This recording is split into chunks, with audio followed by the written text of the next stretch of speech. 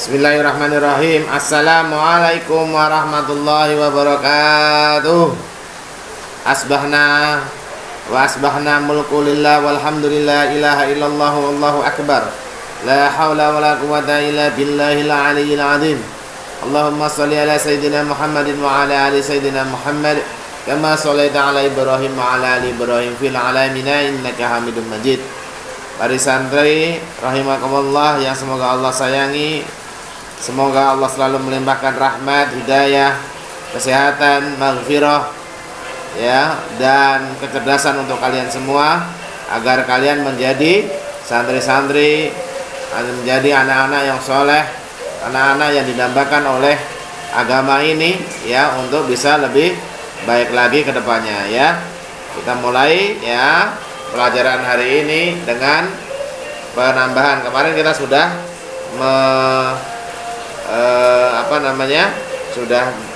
sudah belajar tentang syarat-syarat sah salat, ya. Syarat-syarat sah salat, ya. Jadi hari ini kita belajar syarat-syarat salat, ya. Kemarin kita sudah belajar syarat wajib salat. Jadi orang yang wajib untuk melakukan salat itu apa, ya? Yang pertama adalah Islam, kemudian dia balik, berakal, kemudian sudah tiba waktunya, itu wajib orang untuk melakukan salat. Nah, sedangkan sekarang kita belajar tentang syarat sah salat. Ya, silakan dicatat. Ya, yang penting. Yang pertama, syarat sah salat, ya. Syarat sah salat, kalau kalian ingin melakukan salat, itu kalau tidak terpenuhi syarat sah salat ini, maka salatnya itu tidak sah. Ya, jadi Ustaz ulangi, apabila syarat sah salat ini tidak terpenuhi, maka salatnya itu tidak sah, ya. Yang pertama adalah suci dari hadas kecil. Yang pertama adalah suci dari hadas kecil. Hadas kecil, ya, yang mewajibkan untuk berwudu. Hadas bedanya dengan najis apa, Tat? Ya, biasanya kalau hadas itu tidak nampak. Hadas itu bisa berupa misalnya kayak kencing, ya, bukan kencing, kentut, ya, itu hadas. Sedangkan najis, ya, itu biasanya nampak, ya, seperti air kencing, kemudian kotoran hewan, ya, seperti itu. Jadi ada pembedaannya, ya. Kemudian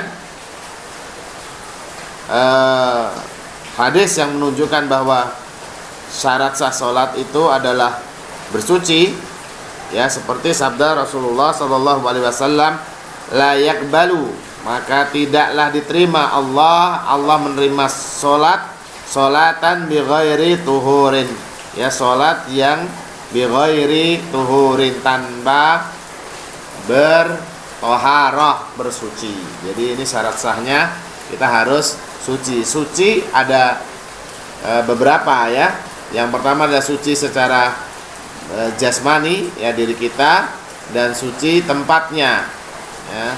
Jadi tidak hanya kita saja yang suci, tapi tempatnya juga harus suci, ya, dari najis maupun dari hadas, ya.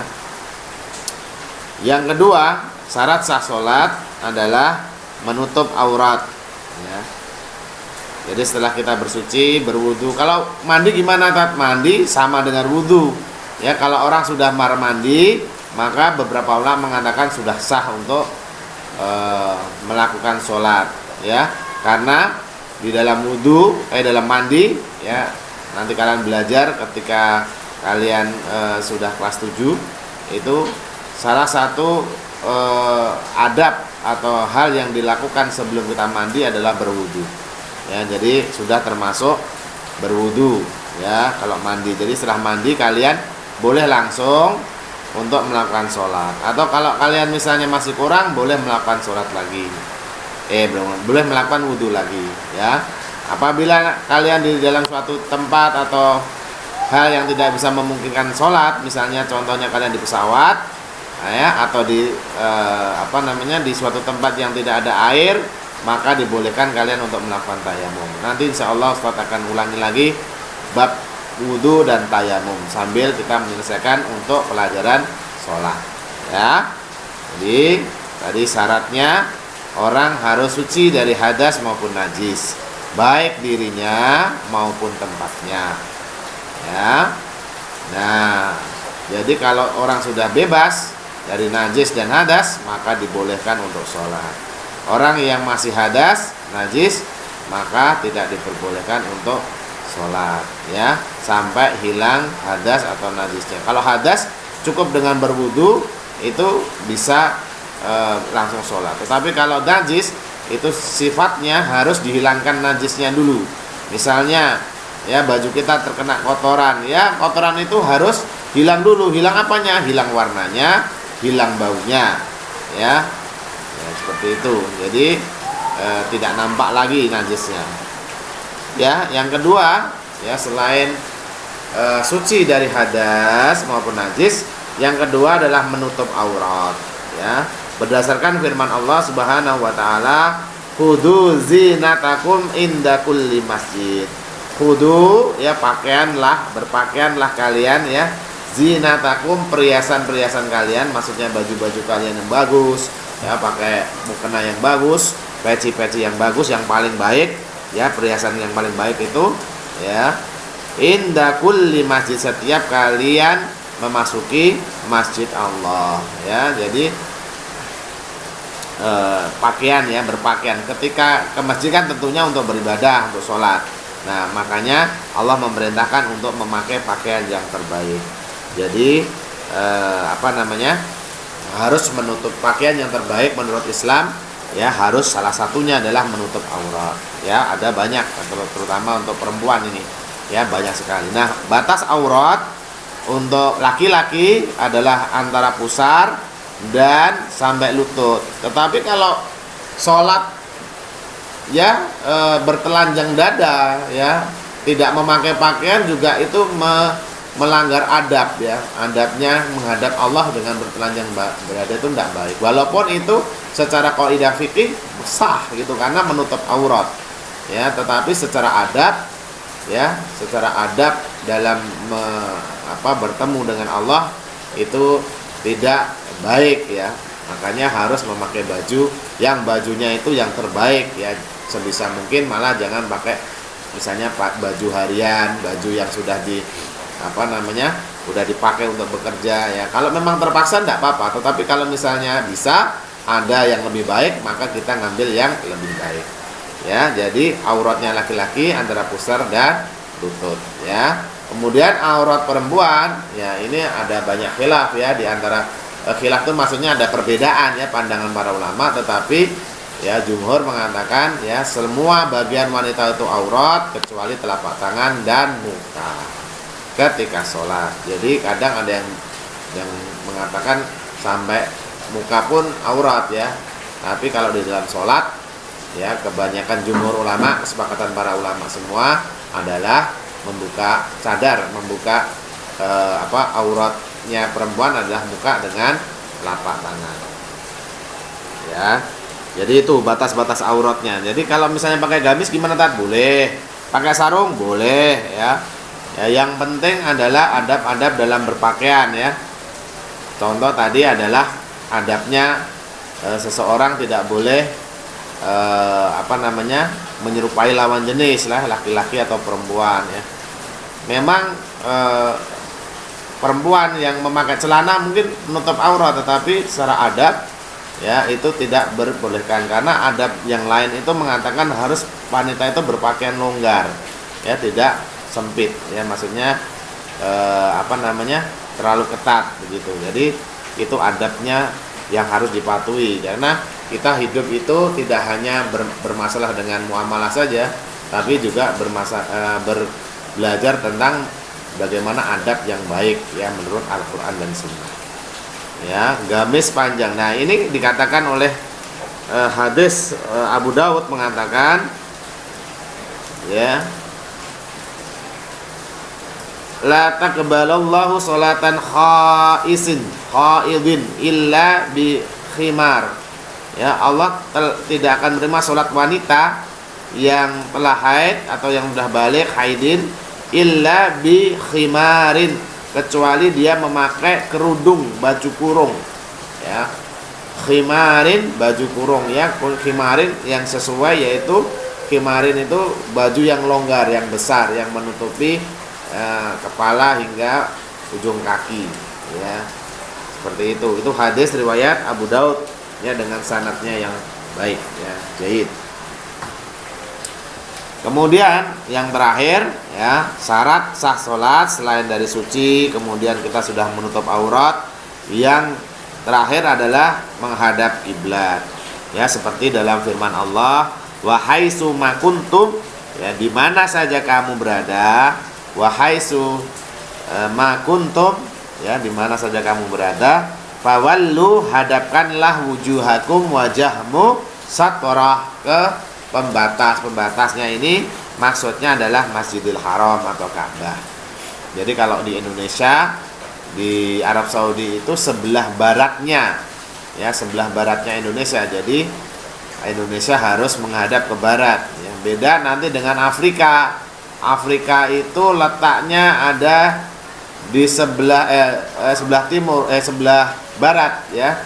Jadi Afrika agak sedikit menceng, ya, timur tenggara, jadi sedikit tenggara, ya, ke Arab Saudi, ya, berbeda. Jadi kita melihat posisi Arab Saudi adalah di mana posisi kita berada sekarang, ya. Kalau di Indonesia, di Malaysia, ya, sampai Asia Tenggara itu dia menghadap ke arah barat, ya, ke arah Arab Saudi atau Mekah, berkiblat di sana. Nah, kemudian timbul pertanyaan, Tat, kalau misalnya kita dalam kendaraan di pesawat nih, Tat, ya, sudah azan nih, kita mau ke, misalnya mau ke Hong Kong nih. Bukan ke Hong Kong, ke China atau ke Korea yang 6 jam atau 8 jam menuju ke sana. Kita berangkat siang hari, padahal itu melewati asar. Bagaimana, Tat? Bagusnya adalah, ya, kalian sholat dulu duhur, ya. Kalau misalnya nggak bisa sholat duhur, ya, kalian bisa jamak di jamak akhir, ya, setelah tidak ada di pesawat. Tetapi kalau misalnya terpaksa sekali melewati 2 masa waktu sholat, ya, maka ketika misalnya kalian berangkat jam 11 siang belum masuk duhur, kemudian sampai sana malam, maka, ya, itu dalam kondisi darurat. Maka ada hadis Rasulullah mengatakan, ya, bahwa Nabi SAW menunaikan sholat di atas punggungnya, di atas punggung binatang kendaraannya, ya. Di mana saat itu beliau berangkat dari Mekah menuju Madinah, hingga beliau menunaikan ke arah mana saja binatang kendaraan itu menghadap. Jadi boleh, ya, boleh kalian sholat di atas pesawat dengan dalil ini, ya. Dalilnya dari riwayat Muslim, ya, nomor 700, ya. Annan Nabi sallallahu alaihi wasallam yusolli ala rahilatihi wa huwa muqbilu min Makkah ilal Madinati haitsuma tawajjahat bih, ya, dia menghadapkan wajahnya kemana saja kendaraan itu menghadap. Ini adalah dalil bahwa Rasulullah juga sholat di atas kendaraan, ya. Riwayatnya Muslim nomor 700, ya. Nah, ada beberapa ulama yang mewajibkan saat pertama kali kalian harus menghadapkan wajah ke kiblat, baru terserah kendaraannya mau menghadap kemana. Ada yang memperbolehkan juga saat kalian menunggang kendaraannya itu mau ke arah mana, tidak ada masalah. Jadi itu, ya, jadi menghadap kiblat adalah sesuatu yang merupakan sahnya atau syarat sholatnya, syarat sah sholatnya. Nah, sekarang pertanyaannya, kalian juga menanyakan mungkin, ya, lah masjid-masjid itu yang tidak menghadap gimana menghadap ke kiblat? Ya, imam atau jamaah itu sutrahnya atau kiblatnya itu mengikuti imam. Jadi kalau imamnya sudah menghadap kiblat, itu sudah termasuk bahwa kiblat jamaah di belakangnya makmumnya adalah dia mengikuti imam, ya.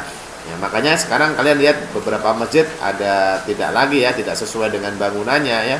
Mereka menggeser tempat sujudnya. Tapi kalau misalnya tidak pun, mereka juga punya dalil bahwa yang menggeser itu adalah imamnya, ya. Ya, semuanya insya Allah masih dalam kebaikan yang diridhoi oleh Allah Subhanahu wa taala. Ya, itu dulu, ya, syarat sah sholat. Besok kita akan mulai praktek sholat, ya, praktek sholat seperti apa, ya. Itu dari Ustadz, ya, semoga bisa menjadi penyemangat kalian untuk menjadikan sholat itu menjadi tiang agama, ya, menjadi tiang hidup kalian, ya, karena orang yang sholatnya baik, maka semuanya akan menjadi baik. Ketika di akhirat nanti hisab, yang pertama kali adalah sholat, dan ketika kalian sholatnya baik, bagus, sesuai dengan syarat-syarat sah sholatnya, ya, sesuai dengan rukun-rukunnya, dan kalian melakukan juga sunnah-sunnahnya sholat, maka insya Allah kita akan mendapatkan kebahagiaan yang abadi yang tidak akan didapat di dunia ini, ya. Ya, dan sebuah hadis mengatakan orang yang paling sengsara di dunia ini kemudian ditaruh di surga, kemudian dipanggil kembali, ya, dia mengatakan, apakah kamu, ditanya oleh Allah, apakah kamu pernah merasakan kesengsaraan? Tidak sama sekali. Ya, begitu pula sebaliknya, orang yang paling bahagia tidak pernah susah di dunia ini, kemudian dicelupkan, ya, ditaruh sebentar saja di neraka, ya, kemudian ditanya oleh Allah, apakah kamu pernah mendapatkan kebahagiaan? Dia mengatakan tidak sama sekali, padahal di dunia dia tidak pernah mendapat kesusahan sama sekali, ya, atau dia selalu bahagia, ya, hanya cuma sebentar dicelupkan ke neraka, dia mengatakan saya tidak pernah mendapatkan kebahagiaan sama sekali, ya. Wallahu a'lam. Ya, kalian perbaiki sholat, insya Allah sholat ini akan menjadi penolong kalian. Wasta'inu bisabri wassalah, jadikan sabar dan sholat itu sebagai penolongmu, ya. Kalau kalian ada masalah, ya, dengan orang tua atau dengan teman-teman atau dengan siapapun, ya, larilah ke sholat, ya, bermunajat kepada Allah, minta tolong sama Allah, berkomunikasi dengan Allah, insya Allah akan dibantu oleh Allah, ya. Nah, itu saja. Mari kita tutup dengan doa kafaratul majelis. Ya, alhamdulillahirabbil alamin, subhanakallahumma wa bihamdika asyhadu an la ilaha illa anta astaghfiruka wa atubu ilaik. Wa billahi taufiq wal hidayah. Wassalamualaikum warahmatullahi wabarakatuh.